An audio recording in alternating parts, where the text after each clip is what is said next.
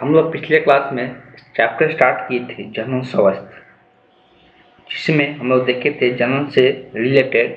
सबसे पहले हम लोग देखे थे जनसंख्या का कैसे हम लोग वृद्धि को रोक सकते हैं, उसके बारे में बायोलॉजिकली मेथड हम लोग देखे थे किस प्रकार से हम लोग उसको रोका जा सकता है। बेसिकली आज की जो क्लास है उससे आगे हम लोग देखने वाले हैं, जिसमें सबसे पहले एक शब्द के बारे में जानेंगे।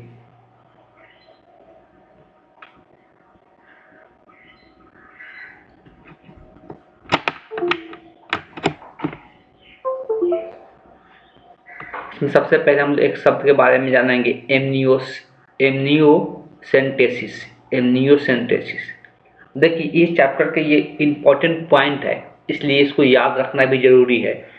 तो इस जांच के द्वारा, यह एक जांच का नाम है, ठीक है। एमनियोसेंटेसिस एक जांच का नाम है जो किसका जांच करता है, जो गर्भ रहता है, जो बच्चे पल रहता है, जो भ्रूण रहता है, उसके स्वास्थ्य का जांच करता है कि उसका हेल्थ कैसा है, उसका हेल्थ कैसा है। ये उसके हेल्थ के जांच करता है, उसके लिंग का जांच करता है, लिंग मतलब कि लड़का है कि लड़की है, और उसके आनुवंशिक संरचना का जांच करता है कि उसका आनुवंशिक बनावट कैसा है। इनमें से माता के गर्भाशय में कोई सुई द्वारा, अभी कैसे जांच किया जाता है तो उस बात को समझिएगा। तो माता का जो गर्भाशय होता है, एक उसके सुई द्वारा, सुई के इस्तेमाल करके उसके माता के गर्भाशय से एक द्रव निकाला जाता है। कौन सा द्रव निकाला जाता है तो उस द्रव का नाम है एमनियोटिक द्रव। उसको क्या बोलते हैं, एमनियोटिक द्रव। और उसी द्रव का यूज करके क्या किया जाता है तो जांच किया जाता है कि जो गर्भ में बच्चा है वो हेल्दी है कि नहीं, ठीक है, हेल्थ उसका सही है कि नहीं, वो लड़का है कि लड़की है उसका जांच कर सकते हैं, उसका आनुवंशिक संरचना कैसा बना हुआ है उसका जांच कर सकते हैं, ठीक। तो ये द्रव का नाम याद रखना है और इस जांच का नाम याद रखना है। इसलिए इस चैप्टर में अभी तक हम कोई इंपॉर्टेंट पॉइंट नहीं लिखवाए थे, लेकिन यहाँ चैप्टर का नाम लिख के इस चैप्टर में ये इंपॉर्टेंट पॉइंट लिखना है। और ये इंपॉर्टेंट पॉइंट में क्या लिखना है तो किसके बारे में, एमनियोसेंटेसिस।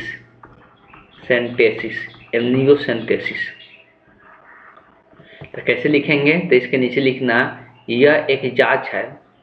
क्या लिखना है, यह एक, अपना लिखते जाना, पूरा बोलते जा रहे, यह एक जांच है जो गर्भ में भ्रूण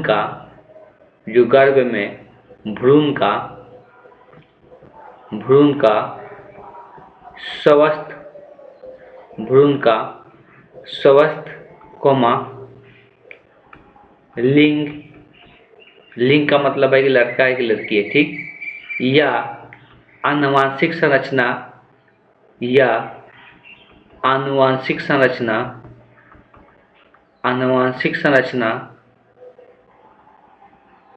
की जांच करती है।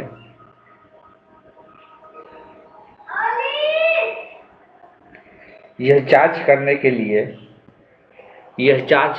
लिए मादा के गर्भाशय से एमनियोटिक द्रव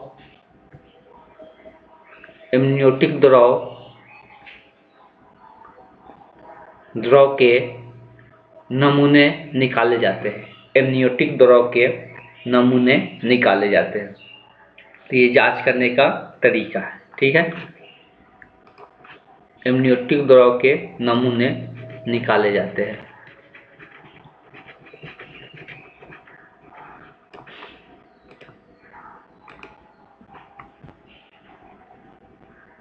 प्रायः एमनियोसेंटेसिस का प्रयोग आनुवंशिक दोष या गर्भावस्था को समापन करने के लिए किया जाता है। तो ऑब्वियस है कि कोई आनुवंशिक दोष तो नहीं है। आनुवंशिक दोष का मतलब कोई आनुवंशिक बीमारी तो नहीं है। और गर्भावस्था में पलते हुए बच्चे का समापन करने के लिए तब ये दोष पता चल जाता है तो लोग क्या करते हैं, गर्भ में ही बच्चे को समाप्त कर देते हैं, ठीक। इसका प्रयोग उस स्थिति में करना चाहिए जिसमें यह पूर्णतः निर्धारित हो कि दोष पीढ़ी दर पीढ़ी आ रहा है। यह दोष पीढ़ी दर पीढ़ी क्या होता जा रहा है, आते जा रहा है, तब उस केस में संतान जैसे विकलांग हो चाहे कुछ भी हो ऐसा नजर आता है बच्चे का जन्म होने के बाद, तो उसको गर्भ में ही समापन कर दिया जाता है। ठीक, और ये समापन करने में उतना दिक्कत नहीं होता, इसलिए कि हम लोग जो भ्रूणीय अवस्था होता है अभी ज़्यादा दिन का भी नहीं हुआ रहता है, महीना 2 महीना का हुआ रहता है, तो उस टाइम ही गर्भ में इसका समापन कर दिया जाता है। एमनियोसेंटेसिस अपने आप ही हानिकारक नहीं है। एमनियोटेंसिस अपने आप में यह हानिकारक नहीं माना जाता है। किसी आनुवंशिक दोष डीएनए की संरचना को दखल देने के लिए सपने को केवल एमनियोसेंटेसिस द्वारा ही पूरा किया जा सकता है। अगर यह गर्भपात की तरफ पहला कदम है तो साथ ही यह जीन उपचार की तरफ भी पहला कदम। अब देखो इसके जांच से एक और चीज़ें यहाँ पर, इस एमनियोसिस अगर जांच कराया जाता है तो अगर आनुवंशिक कोई दिक्कत लगता है, आनुवंशिक दिक्कत लगता है तो उसको जीन उपचार भी कराया जा सकता है, और उस पर भी कार्य भी किया जा रहा है कि उसको जीन का उपचार करके उसको ठीक किया जा सके गर्भ में ही। हमें स्क्रीनिंग और काउंसलिंग का विरोध नहीं करना चाहिए अगर यह मनुष्य जाति का संपूर्ण विकास के लिए किया जा रहा है। अब वही चीज़ है कि इसका जब स्क्रीनिंग किया जा रहा है, काउंसलिंग किया जा रहा है, जो गर्भ में बच्चा पल रहा है और उसको ठीक करने के लिए उसका मतलब उसको अभी से पहले जांच करना पड़ेगा कि उससे सही हो पा रहा है कि नहीं, तो इसका कोई मनुष्य को विरोध नहीं करना चाहिए। अब ये कैसे कि आनुवंशिक ऐसा बीमारी है कि पीढ़ी दर पीढ़ी बढ़ते जाता है, आते जाता है, और उससे बहुत सारी दिक्कतें देखने के लिए भी मिलता है। अब एक और नाम आता है जो कि बार बार सुनने को मिलेगा, चिकित्सीय गर्भता समापन। चिकित्सीय गर्भता समापन जो कि पहले भी हम इसके बारे में चर्चा कर चुके हैं, इसको बोलते हैं मेडिकल टर्मिनेशन ऑफ प्रेगनेंसी, जिसको शॉर्ट फॉर्म में एमटीपीवी बोलते हैं। इसको एमटीपीवी बोलते हैं, मेडिकल टर्मिनेशन ऑफ प्रेगनेंसी। गर्भावस्था में पूर्ण होने से पहले गर्भ के समापन को चिकित्सीय समापन, वही गर्भ का समापन कर दिया जाता है, गर्भ में जो बच्चे पल रहे थे उसको खत्म कर दिया जाता है, जो समस्त संसार के साल में लगभग कितना 45 से 50 मिलियन किया जाता है। देखा जाता है अगर पूरा दुनिया में बात करेंगे तो गर्भ समापन जो किया जाता है उसका अगर डाटा निकाला जाता है तो बताया जाता है कि लगभग 45 से 50 मिलियन समापन किया जाता है, अर्थात कुल गर्भता का 1/5 भाग क्या कर दिया जाता है, समाप्त कर दिया जाता है, गर्भ में ही बच्चे को मार दिया जाता है। ठीक, इसको कानूनी दर्जा भी मिला हुआ है। कानूनी दर्जा इसलिए मिला हुआ है, अब देखो ये कानूनी दर्जा इसलिए दिया गया है कि बहुत सारी दिक्कतों का कारण हो सकता है उसको आप बच्चे नहीं चाहिए, इसके कारण यहाँ पर देखने को मिल गया कि बच्चे का गर्भधारण हो गया, अब बच्चे नहीं चाहिए तो उस केस में ये करा सकते हैं। लेकिन कुछ इसका गलत फायदा भी उठाया जाता है, कुछ इसका गलत फायदा भी उठाए जाते हैं। कुछ लोग क्या करते हैं कि जांच करा लेते हैं कि लड़का है कि लड़की है, और उस केस में क्या करते हैं कि लड़की हो जाता है गर्भ का मतलब गर्भ भ्रूण मतलब क्या करते हैं गर्भ समापन करा लेते हैं। ठीक, तो उस केस में ये गैर कानूनी हो जाता है। अदरवाइज अगर दूसरे केस में अगर हम कराते हैं तो ये हमारा गैर कानूनी नहीं होता है। प्रारंभिक गर्भता या गर्भावस्था में 3 महीने तक गर्भपात सुरक्षित होता है, अतः 6 महीने पूरा होने जाने पर गर्भपात कराना घातक होता है। तो देखो ये 3 महीना के अंदर ही करा सकते हैं, ये 3 महीना तक ही ये करा सकते हैं। अगर उसके बाद ये कराते हैं तो ये घातक होता है, ये हानिकारक होता है, शिशु के लिए भी और माता के लिए भी, दोनों के लिए हानिकारक होता है।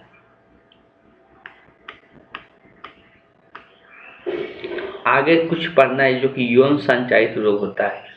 यौन संचारित रोग का मतलब होता है जब संबंध बनाते टाइम नर और मादा, उस टाइम किसी एक को रोग हो, नर को हो या मादा को हो, नर को हो या मादा को हो, तो हो सकता है कि अगर नर में वो रोग हो तो हो सकता है वो रोग किस में चला जाए, मादा में चला जाए। ठीक है, या मादा को हो तो वो नर में चला जाए, यौन संचालित, उसी को हम लोग क्या कहते हैं, यौन संचालित रोग कहते हैं, जिसको इंग्लिश में सेक्सुअल ट्रांसमिटेड डिजीज कहते हैं। शॉर्ट फॉर्म में STD हम लोग कहते हैं, इसको हम लोग शॉर्ट फॉर्म में STD कहते हैं। जो रोग मैथुन द्वारा संचालित वही है कि जब संबंध बनाते हैं तो उसी द्वारा यौन संचालित रोग होते हैं। जैसे अब यौन संचालित रोग बहुत प्रकार के होते हैं, जैसे गोनोरिया, सिफिलिस, हर्पिस, क्लेमेडियता, लैंगिक मस्ते विशेष प्रकार के ये सब रोग है। और एक और खतरनाक जो रोग है वो HIV रोग है, तो जिसको हम लोग एड्स भी बोलते हैं। ठीक, तो ये सब जो रोग है यौन संचालित रोग होता है। अब किससे किससे यौन संचालित रोग होता है, तो इष्ट जनित रोग कुछ देखने को मिलता है, इष्ट के द्वारा होता है। इष्ट हम लोग पढ़ते हैं, जिसको इष्ट एक कवक होता है, तो इसके द्वारा भी होता है। तो रोग कैनेडिया एल्वेकिस नामक इष्ट के संक्रमण से होता है। तो ये किस के कारण होता है, कौन सा इष्ट के कारण होता है, उसका नाम यहाँ पे लिखा हुआ है। इस रोग में पुरुषों के शिश्न जो होता है, शिखर भाग जो होता है पुरुष का, जनन का शिश्न जो हम लोग पढ़े थे, वहीं पर मुंड, उसी मुंड पर स्थित होता है, जो स्त्रियों के बाह्य जननांगों में खुजली होती है, जिसके कारण क्या हो जाता है, स्त्रियों के बाह्य जननांगों में खुजली उत्पन्न होता है, ऐसा देखने को मिलता है। इष्ट के द्वारा जो रोग होता है। अगर प्रोटोजोआ का बात करेंगे तो प्रोटोजोआ द्वारा भी कुछ रोग होता है, यौन संचालित रोग, जिसे दिया हुआ है ट्राइमोकोनास या वेजिनेसिस द्वारा स्त्रियों में मूत्र जनन नलिकाओं में संक्रमण के कारण योनि में स्राव होने लगती है। तो ये मूत्र जनन नलिकाओं में देखने को मिलता है और इसी कारण योनि में भी स्राव होने लगता है। कुछ बैक्टीरिया, देखो बहुत सारा रोग होता है, ये कवक के द्वारा हो रहा है। तो हम लोग शरीर में अलग अलग प्रकार के रोग देखने को मिलता है। कवक के द्वारा देखने को मिलेगा, प्रोटोजोआ के द्वारा देखने को मिलता है, वायरस के द्वारा देखने को मिलता है, बैक्टीरिया के द्वारा देखने को मिलता है। तो ये सब अलग अलग प्रकार के हम लोग को अलग अलग रोग देखने को मिलता है। बैक्टीरिया से अगर बैक्टीरिया का बात करेंगे तो बैक्टीरिया जनित भी रोग होता है, इसे निसेरिया गोनोरी कहते हैं। पुरुष में देखने को मिलता है मूत्र नली में। स्त्रियों में कहाँ पे देखने को मिलता है, जो गर्भाशय ग्रीवा हम लोग पढ़े थे उसमें ये देखने को मिलता है। इसको हम लोग कौन सा रोग कहते हैं, तो गोनोरिया कहते हैं। इसको हम लोग कौन सा रोग कहते हैं, तो ये बैक्टीरिया से होता है। तो गोनोरिया किससे होता है, बैक्टीरिया से होता है। और पुरुषों के ये कहाँ पे होता है, तो मूत्र नली में, स्त्रियों के गर्भाशय ग्रीवा में देखने को मिलता है। बैक्टीरिया ट्रोपोनेमा पैलिडम एक रोग होता है, ये भी बैक्टीरिया जनित ही रोग होता है। और ये कहाँ पे देखने को मिलता है, जो बाह्य जननांग होते हैं, जो बाह्य जननांग त्वचा फूसी टाइप का निकलने लगता है। ठीक है, तो ये फूसी टाइप का निकलता है बाह्य जननांगों में। तो जो जननांग हम लोग पढ़ते हैं उसके जो बाहर का हिस्सा होता है उसमें देखने को मिलता है। इस प्रकार के यौन रोग को हम लोग क्या कहते हैं, सिफिलिस कहते थे। इसको हम लोग सिफिलिस के नाम से जानते हैं।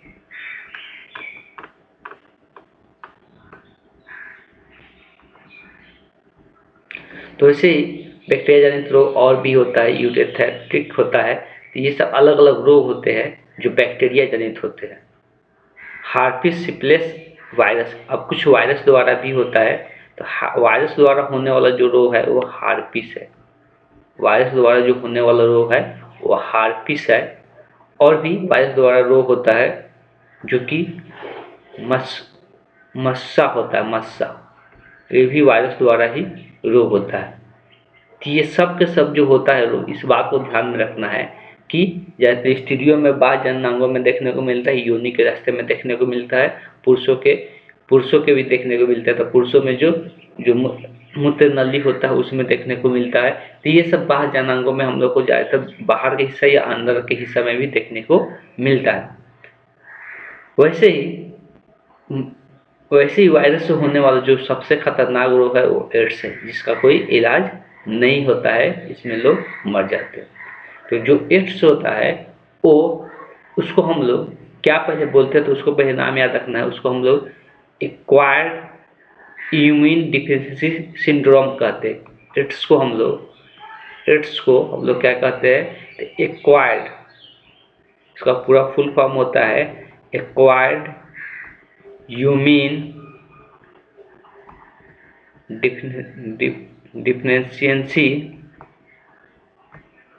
सिंड्रोम होता है। ठीक है, तो ये एड्स का फुल फॉर्म होता है, जिसको शॉर्ट फॉर्म में एड्स लिखा जाता है। और ये किस वायरस से होता है, तो उस वायरस का नाम बोला जाता है ह्यूमन ह्यूमनो, इसको वायरस को भी लिख देते हैं, जिसको हम HIV बोलते हैं शॉर्ट फॉर्म में, इसको बोलते हैं human immuno deficiency syndrome, sorry immunodeficiency virus, इसी को शॉर्ट फॉर्म में हम लोग HIV बोलते हैं, इसी को शॉर्ट फॉर्म में हम लोग HIV कहते हैं। ठीक है, तो ये रोग यौन संबंध बनाने का कारण होता है, या तो पुरुष में हो तो महिला में चला जाता है, या महिला में हो तो पुरुष में चला जाता है। तो ये जाने का कारण क्या रहता है, तो ये ब्लड द्वारा जाता है। किसके द्वारा जाता है, तो ये ब्लड द्वारा जाता है। तो एक से दूसरे के शरीर में ये ब्लड द्वारा जाता है। ये जरूरी नहीं है कि सिर्फ यौन संबंध बनाने से ही जाए, ये रोग ऐसा भी जा सकता है कि कोई अगर कोई ब्लेड यूज कर रहा है, मान लो कि उसको ये रोग हुआ है और वो ब्लेड से उसको कहीं शरीर पर कट हो गया, वही ब्लेड अगर दूसरा कोई यूज कर लेता है तो उसके शरीर में ये वायरस चला जाता है, और वायरस जाने के बाद उसमें वो बीमारी आ जाता है। इसमें क्या हो जाता है कि पूरा नर्वस सिस्टम खराब हो जाता है, कंट्रोल शरीर का ख़त्म हो जाता है, धीरे धीरे सब चीज़ डैमेज हो जाता है, और लास्ट तक क्या हो जाता है, इंसान मर जाता है। ठीक, इस बात को ध्यान में रखना है।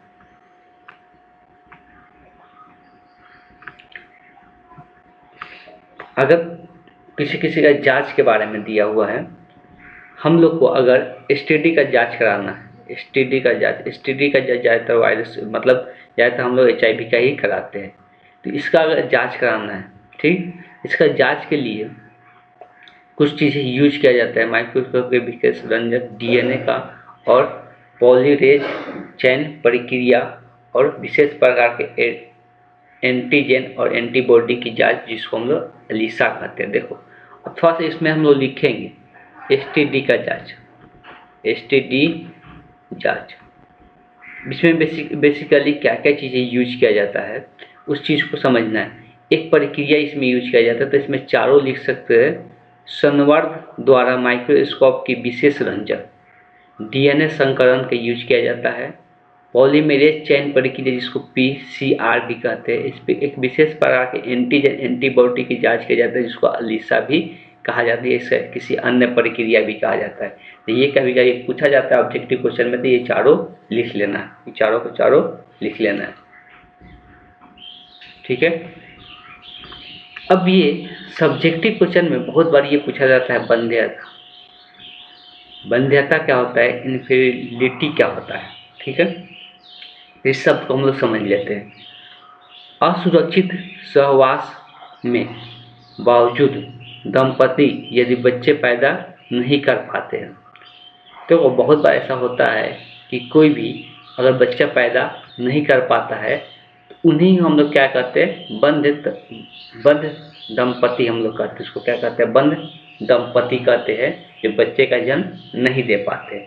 भारत में इसका दोष प्रायः किसको दिया जाता है, तो स्त्रियों को बोला जाता है, लेकिन ऐसा नहीं है। ये दोष दोनों के कारण हो सकता है, पुरुषों में भी हो सकता है या स्त्रियों में भी हो सकता है कि बच्चे का जन्म नहीं हो पा रहा है और बच्चे का जन्म नहीं दे पा रहे। आजकल निम्नलिखित तकनीकों द्वारा बच्चा पैदा किया जा सकता है। अगर कोई बच्चे का जन्म नहीं दे पा रहे किसी कारण से, तो बहुत सारा ऐसा तकनीक निकल चुका है जिससे बच्चे का जन्म हो सकता है। बच्चा पैदा करने हेतु भ्रूण स्थानांतरण विधि एक आधुनिक तकनीक है। एक भ्रूण स्थानांतरण विधि अपनाया जाता है जिससे बच्चे का जन्म कराया जा सकता है, जिससे उत्पन्न बच्चे का साधारणतः टेस्ट ट्यूब बेबी भी हम लोग कहते हैं। तो एक टेस्ट ट्यूब बेबी का इस्तेमाल किया जाता है। ये क्या होता है अभी हम लोग आगे भी चर्चा करेंगे। प्रयोगशाला में दाता स्त्री के अंडे द्वारा पुरुष के शुक्राणु के साथ मिलन होने से युग्मनज या प्रारंभिक भ्रूण को फैलोपियन नलिकाओं में स्थानांतरित किया जाता है। इस प्रकार भ्रूण हस्तांतरण को अनडिम्ब वाहिनी हस्तांतरण कहते हैं। अब देखो ये होता क्या है। अब यहाँ पे फर्स्ट समझने की कोशिश करना है कि टेस्ट ट्यूब बेबी क्या होता है। अब मान लो हस्बैंड वाइफ है, ठीक है, हस्बैंड वाइफ है। अब रीजन क्या हो रहा है कि जो वाइफ है उसके गर्भाशय में उसके अंडाशय के साथ हस्बैंड का जो शुक्राणु है उसका अंडाशय के साथ निषेचित नहीं हो पा रहा है, और वैसे कि निषेचन की घटना नहीं होगा तो क्या होगा, गर्भधारण नहीं होगा। तो मान लो कि इस केस में स्थितियों में फॉल्ट है, तो इस केस में क्या किया जाता है, एक दाता स्त्री लिया जाता है। दाता स्त्री मतलब जो अंडाणु का दान कर सके। एक दूसरे स्त्री से बात किया जाता है जो पैसे लेती है और अपने अंडाणु को दान करती है हॉस्पिटलों में, ठीक है। अब इससे अंडाणु ले लिया जाता है। अब जब ये इसका अंडाणु ले लिया जाएगा, अंडाणु इसके शरीर से निकाल लिया जाएगा और उसको एक टेस्ट ट्यूब बेबी में रखा जाता है। एक शीशे का गिलास बनाया जाता है जिसमें सारा चीज़ प्रक्रिया जो एक माँ के शरीर के अंदर होता है वो सारा चीज़ में उपलब्ध कराया जाता है। और एक दाता स्त्री मतलब दूसरा एक स्त्री रहती है, दूसरा महिला रहती है जिसका अंडाणु ले लिया जाता है। अंडाणु निकालने का बहुत सारा तरीका है, सिरिंज के द्वारा खींच लिया जाता है फैलोपियन नली से, जिसका अंडाणु निकाल लिया जाता है। अब जो इसका ये हस्बैंड होते हैं ये क्या करते हैं कि अपना शुक्राणु देते हैं और ये दोनों का इसका अंडाणु इसका शुक्राणु लेकर एक टेस्ट ट्यूब में रख दिया जाता है, दोनों को मिला दिया जाता है। क्या किया जाता है, संलयन करा दिया जाता है। संलयन करा देंगे और शुक्राणु अंडाणु जब यहाँ से मिल जाएगा, जब ये शुक्राणु मान लो कि शुक्राणु है, शुक्राणु अंडाणु आपस में यहाँ पे मिल जाएगा। इसके अंदर ये शुक्राणु है, ये मान लो रेड वाला ये अंडाणु है, दोनों आपस में यहाँ पर मिल गया। तो मिलने से निषेचन घटना हो जाता है। अब जब ये निषेचन की घटना हो जाता है तो ये प्रारंभिक 8 ब्लास्टोमेटिक तक, मतलब ये जब 8 कोशिकाओं तक विभाजित कर लेता है, जब ये 8 कोशिकाओं तक विभाजित कर लिया जाता है तब इसको टेस्ट बेबी से निकाल के, इसको टेस्ट बेबी से निकाल कर जो इसकी वाइफ होती है उसके क्या किया जाता है, तो इसके फैलोपियन नली में स्थानांतरित करा दिया जाता है। इसके फैलोपियन नली में इसको क्या किया जाता है, स्थानांतरित करा दिया जाता है, ठीक है। अब वहाँ पे इसका विभाजन शुरू हो जाता है, विभाजन शुरू कर गर्भधारण ले लेता है, गर्भधारण लेकर वो बच्चे का पालन करने लगती है महिला, और बच्चे का पालन करके बच्चे का जन्म दे देती है। तो इस तरह से यहाँ से बच्चे का निर्माण हो जाता है।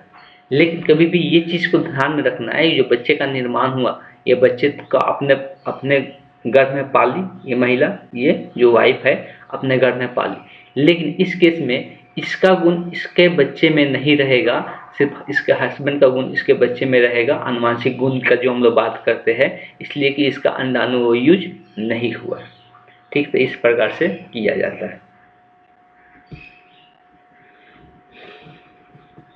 आगे दिया हुआ इसके अलावा भ्रूण 8 ब्लास्टोमीटर से अधिक विकसित होगा उसे पूर्ण विकास के लिए गर्भाशय का स्थानांतरित कर दिया जाता है। वही चीज़ दिया हुआ है जो हम अभी बताए, गर्भाशय में स्थानांतरित कर दिया जाता है, जिसको हम लोग बुलाया जाता है अंत गर्भाशयीय स्थानांतरण कहते हैं।